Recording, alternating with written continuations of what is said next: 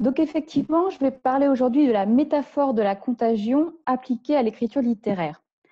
Lorsqu'ils ont consacré une œuvre à l'épidémie, certains romanciers utilisent la métaphore de la contagion pour évoquer leur fonction sociale et leur travail de création. Certains se présentent alors comme des victimes d'une forme de contamination. Ces romanciers sont les suivants: Camus, auteur de La Peste; Saramago, auteur de L'Aveuglement; Le Clésio, qui a écrit La Quarantaine; André Brink, qui a écrit Le Mur de la Peste, ou encore Juan Goytisolo, que l'on connaît pour Les Vertus de l'oiseau solitaire. Mais faut-il considérer le romancier comme un malade ou comme un médecin? Que peut nous offrir la littérature, et plus précisément le récit d'épidémie, en ces temps de crise? Nous allons voir que la métaphore de la contagion permet de penser les enjeux de l'écriture littéraire et les vertus de la lecture. Je vais commencer d'abord par le premier pan, à savoir l'idée que les écrivains puissent être victimes d'une contagion. Donc cette première contagion serait celle de l'intertextualité, de l'influence d'autres auteurs. Dans ma thèse, comme l'a dit Sarah, j'ai prouvé que les romans d'épidémie contemporains de mon corpus avaient tous été contaminés par La Peste d'Albert Camus d'une façon plus ou moins consciente. Au XVIIe siècle, Jean-Pierre Camus, qui n'a rien à voir avec Albert, parlait de 12 contagions pour évoquer l'influence de Montaigne sur son œuvre. Mais sous la plume d'Hervé Guibert, cette intertextualité devient une invasion de l'écriture par la voix et le style d'un autre dont on ne contrôle pas l'influence. Dans le chapitre 73 du roman À l'ami qui ne m'a pas sauvé, Hervé Guibert blâme l'influence de Thomas Bernhardt sur son écriture. Il évoque alors un double combat, le combat qu'il mène d'une part contre le sida et d'autre part contre ce qu'il appelle la métastase bernhardienne, je cite, qui s'est propagée à vitesse grand V dans mes tissus et mes réflexes vitaux d'écriture, détruisant tout naturel et toute personnalité pour étendre sa domination ravageuse. Donc, avec une certaine ironie, Hervé Guibert suggère que l'écrivain doit se guérir du virus intertextuel pour trouver sa propre vie. Donc, il s'agissait ici d'une contagion plus ou moins consciente. Je vais aborder maintenant l'idée que les romanciers puissent être contaminés par les idées de leur siècle et les idéologies de leur temps. Alors, l'écrivain est en effet toujours inscrit dans le monde, et en tant que tel, il ne saurait être immunisé contre les discours et les idées qui y circulent. Dans son roman L'Aveuglement, Saramago met en scène un écrivain aveugle qui propose de rendre compte de la crise qu'ils vivent, à savoir une épidémie d'aveuglement. D'une part, il est le mieux placé pour en parler puisque lui-même est victime de cécité, mais d'autre part, il est un témoin oculaire qui n'a rien vu. Donc à travers ce personnage de romancier aveugle, j'ai l'impression que Saramago s'interroge sur la lucidité de l'écrivain. En effet, comme tout un chacun, le romancier n'est pas exempt de préjugés. Sa vision du monde peut être biaisée par des filtres, en fonction de son sexe, de son éducation, d'une vision occidentale ou d'idéologie politique. Donc on voit, dans un premier temps, que la métaphore de la contagion appliquée au romancier esquisse le portrait d'un écrivain qui n'échappe pas au mal. Mais dans un deuxième temps, je voudrais aussi m'autoriser à penser la littérature comme un vaccin. Et je voudrais vous montrer que le romancier aurait une certaine capacité à capter les discours et les signes corrompus afin d'en désamorcer les effets. Alors, dans un premier temps, je vais essayer de vous montrer que la littérature d'épidémie essaye de contrecarrer les discours sur la pureté, qui sont souvent des discours empreints de xénophobie. Alors, vous savez sans doute que La Peste de Camus se prête aisément à une lecture métaphorique, puisqu'on y a vu une image de l'occupation nazie. Pourquoi ce choix de La Peste? Bien, d'abord parce que c'est une crise totale qui va ébranler les autorités médicales et politiques, mais aussi parce qu'on peut y voir un écho avec la peste brune, expression qui désignait les SS.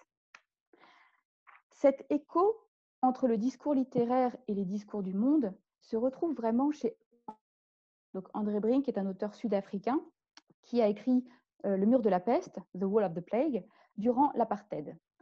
Alors que les autorités afrikaners prônent la ségrégation, Brink va opter pour une écriture de l'impur. Et cette écriture de l'impur cherche à désamorcer, discréditer les discours sur la pureté nationale. Pour cela, il va passer par une écriture du métissage, Donc il va mélanger présent et passé, langues et cultures. Il va aussi accorder une place essentielle au sexe, qui incarne l'impureté et la souillure.